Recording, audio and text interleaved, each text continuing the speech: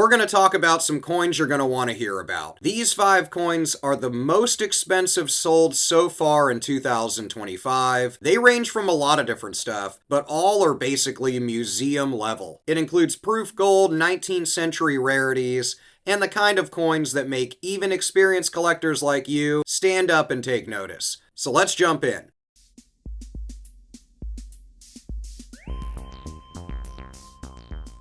The first coin is a stunning and very special one.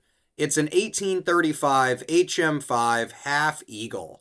This is graded PR67 Plus Deep Cameo. It also has a CAC approval. The cataloging on this piece says it is the finest of 3 known proofs and quite possibly the finest classic Half Eagle in private hands. Now, a quick background on them. The Mint Act of 1834 changed gold weights and designs. Most of the pre-1834 gold got melted, and that makes surviving high-grade classic coins like this unbelievably rare. So why does it even matter? It's deeply mirrored with frosted devices. You can actually see the hairlines and proof guidelines on this coin. But visually, the coin represents enormous contrast and essentially full detail. The lot notes call out only a few hairlines visible, only under magnifier, and light dye striations in the mirrors. So essentially, this is a textbook high-end proof finish. The provenance and importance of this coin are also a thing to keep in mind. Proof half eagles from this era almost never appear at auction. Museum examples are known, and this specimen sits in the elite of those examples. For collectors, that combination, true scarcity as a proof for the date, impeccable strike and mirrors, and that museum level pedigree is why this thing sold for $1.8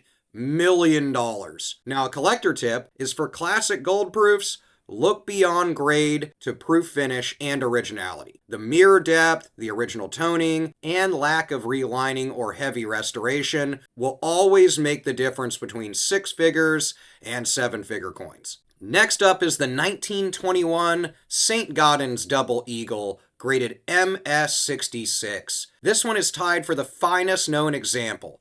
The mintage context is really important here. Double Eagles weren't a priority in 1921. Production was constrained, and the Philadelphia Mint only struck about 528,000 of these, so high-grade ones are really, really rare. This particular coin carries an exceptional pedigree. The Duker Goddard provenance is huge and was part of the Duker registry sets, which tells you the owner built the highest standard set possible. The catalog description notes show that this has superb mint luster, only minimal softness on the eagle's feathers, a few tiny dark spots on the reverse from grease strike-throughs, and great overall eye appeal. So historically, the Moore specimen was the benchmark for decades, but this piece would challenge that standard. So it sold for $1.56 million. Top census Saint-Gaudens Double Eagles are blue chip material. When you get superb surfaces, exceptional eye appeal, and a registry collection history, then it makes for a huge value like this. Now, a collector tip is with high value gold, provenance and comparables matter. This is more than a textbook grade alone.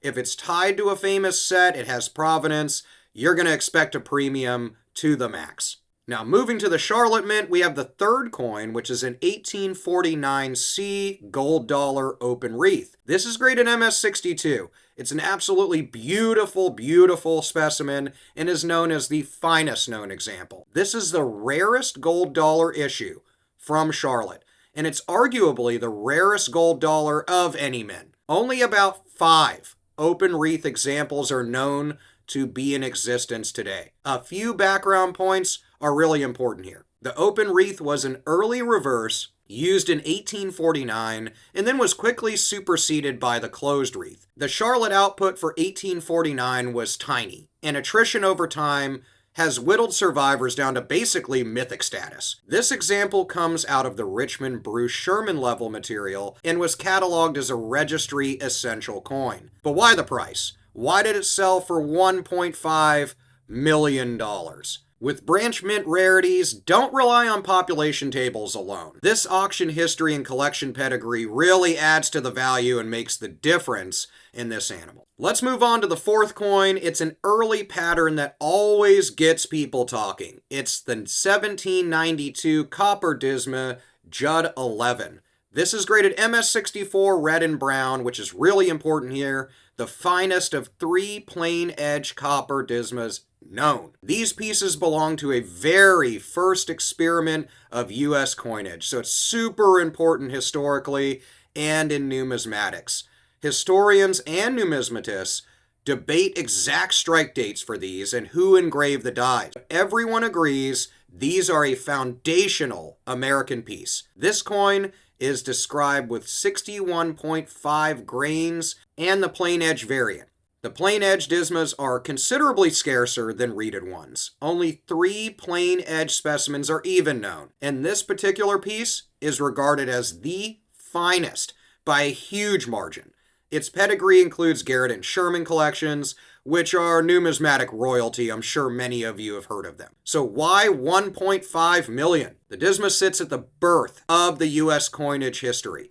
Collectors who specialize in patterns in early issues are going to jump at this if they have the pockets for it. A collector tip is for founding era patterns. Condition alone is never enough. Rank among the tiny known group and historical documentation are what's going to drive these things to millions of dollars. Finishing out this video in a long list of valuable coins is our fifth coin, the 1927 D Saint-Gaudens Double Eagle. It's one of the most known types of coins in numismatics. Even non-collectors know about this coin because it's gorgeous and they always sell for tons of money. This one is graded MS65 Plus by PCGS. It's CAC approved, and it's sold for $3.84 million.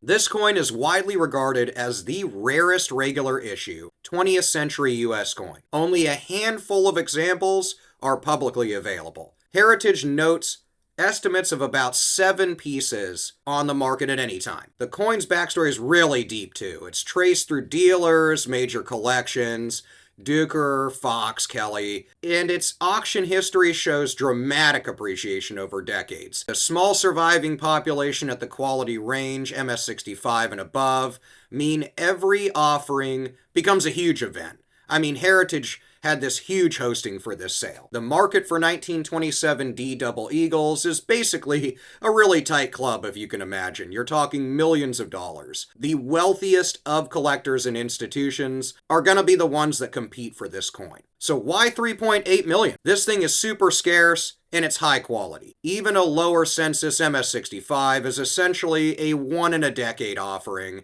and it's always going to drive extraordinary bidding on these. A collector tip is ultra rare 20th century coins are, of course, specialist play.